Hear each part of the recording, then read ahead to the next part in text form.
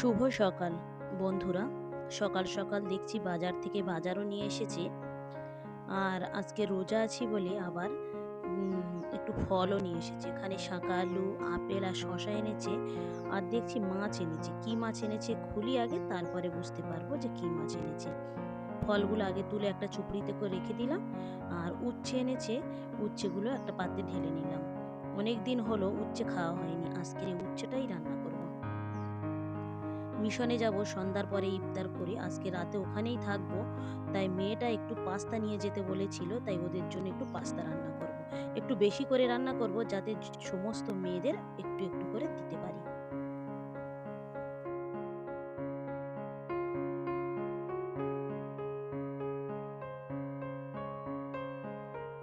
বড় একটা ভাঙন মাছ কিনে কেটে পরিষ্কার করে নিয়ে এসেছি। বলছিল যে মাছটার পেটে নাকি অনেকটা ডিম হয়েছে, তাই ভাবলাম এই ডিমগুলো দিয়ে আমি উচ্ছেটা রান্না করব, আর ভাঙন মাছটা এমনি শুধু ঝোল করব। ভাঙন মাছের ডিমগুলো যে এত ছোট ছোট হয় আমি আগে জানতাম না। খুব ছোট ছোট, মনে হয় ধুলোর থেকেও ছোট, একদম ছোট ছোট। আর খুব সুন্দর দেখতে, একদম রংটা দেখুন হলুদ টুকটুকে। মাছ টাছগুলো সব ভালো করে পরিষ্কার করে নিই, তারপরে আমি রান্না বান্না করে নেব। চলুন কি কি রান্না করেছি দেখাই আজকের।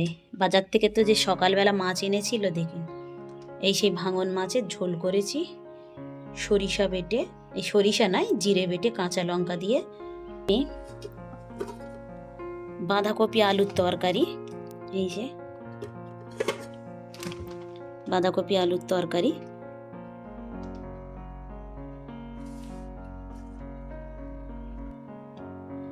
আর এতে আছে তোমার এই যে মাছের ডিমটা হয়েছিল, সেই মাছের ডিম দিয়ে আলু দিয়ে উচ্ছে দিয়ে চচ্চড়ি।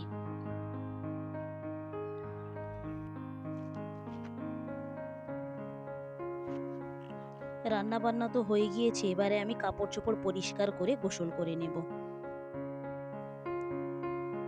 প্রত্যেক দিন অনেকটা করে কাপড় চোপড় পরিষ্কার করতে হয়। যেহেতু রোজা আছি তাই সন্ধ্যার সময় একটু ছোলা আলুর তরকারি করব বলে, তাই ভাবলাম রোদে বসে বসে চুলটাও শুকিয়ে নিই, আর বসে বসে ছোলা আলু রান্না করার জন্য ঝাল পেঁয়াজ আলুটা কেটে নিই। আমাদের এখানে জলসা হবে, তাই এখানে প্যান্ডেলের কাজ চলছে। ছেলেটা স্কুল থেকে এসে জামা কাপড় পাল্টে হাত মুখ ধুয়ে আরবি বই না নিয়ে চলে গিয়েছে খেলার ওখানে, আর আমাকে বলেছে আরবি বই আর সোয়েটারটা ওর কাছে নিয়ে যেতে। চলুন আমিও নিয়ে আসলাম। সন্ধ্যার সময় ঝটপট করে আমিও তাড়াতাড়ি করে পাস্তাটা রেডি করে নিচ্ছি, যেহেতু মেয়ের কাছে যাব সেই কারণেই। পাস্তাটাও রেডি করা হয়ে গিয়েছে, বেশ অনেকটাই করেছি আমি, সবার ভালোভাবে হয়ে যাবে। তবে ছেলেদের নয়, আমি মেয়েদের হোস্টেলেই যাব, তাই মেয়েদের জন্যই সবার জন্য করে নিয়ে যাচ্ছি।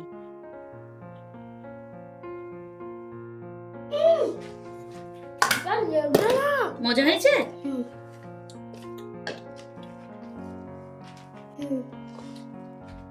চলো আমাদের জন্য তুলে নেব। যে সব দিন আমার তো আপাতত চলছে। এই বক্সে করে নিয়ে নিলাম, আর এই ঢাকাটাই ঢেকে দিলাম। ইফতার করে আবার অল্প দুটো ভাতও খেয়ে চলে আসলাম মেয়ের এখানে। দেখি ওরা মনে হয় সবাই পড়াশোনা করছে।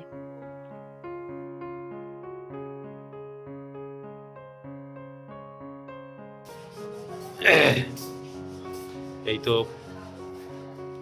হোস্টেল এখানে হয়েছে। ই আল্লাহ, আলাইকুম আসসালাম রহমতুল্লাহ বারাকাত। কেমন আছো সবাই? মাশাআল্লাহ। কি পড়াশোনা চলছে? বাহ, খুব সুন্দর। মামুনিরা তো এই বেগটা এখানে তো ফাঁকা ছিল, তাই জোড়া করে দিয়েছ কেন? পড়ে যাবার ভয়তে নাকি? আচ্ছা, খুব সুন্দর।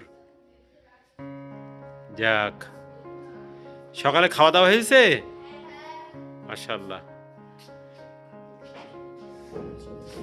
ওই একটা রুম আছে,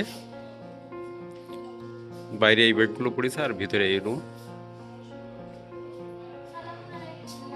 ওয়ালাইকুম আসসালাম রহমতুল্লাহ। কেমন আছেন আপনারা? ও, পড়াশোনা করছেন? আহ, সকালে খাওয়া দাওয়া হয়েছে সকলের? মাশাআল্লাহ, যাক খুব ভালো, খুব সুন্দর করে পড়াশোনা করো, যেন তোমরা আগামী দিনে তাঁতির গ্লোরি স্কুলের মুখকে উজ্জ্বল করতে পারো ইনশাআল্লাহ। আর আমাদের যে আশা, যে আকাঙ্ক্ষা, সেটা তোমরা যেন পূরণ করতে পারো ইনশাআল্লাহ, সেটা একটু মাথায় রাখবে।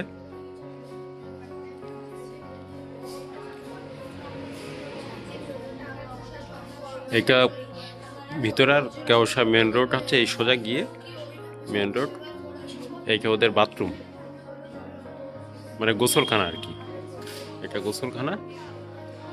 আর এই গান হাতে এখানেই বাথরুম, দুটো বাথরুম আছে।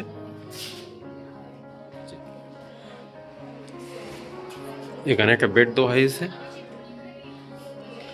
আর যে ইনচার্জে থাকবে,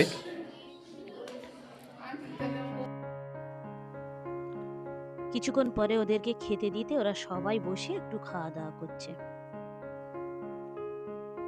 আর ছেলেটা পাশের রুমে বসে বসে ওর সকালবেলা প্রাইভেট আছে, সেই প্রাইভেটের কাজগুলো করছে। চলুন সেই রুমটাও একবার আপনাদেরকে দেখাই, যেখানে আমরা রাতে থাকবো।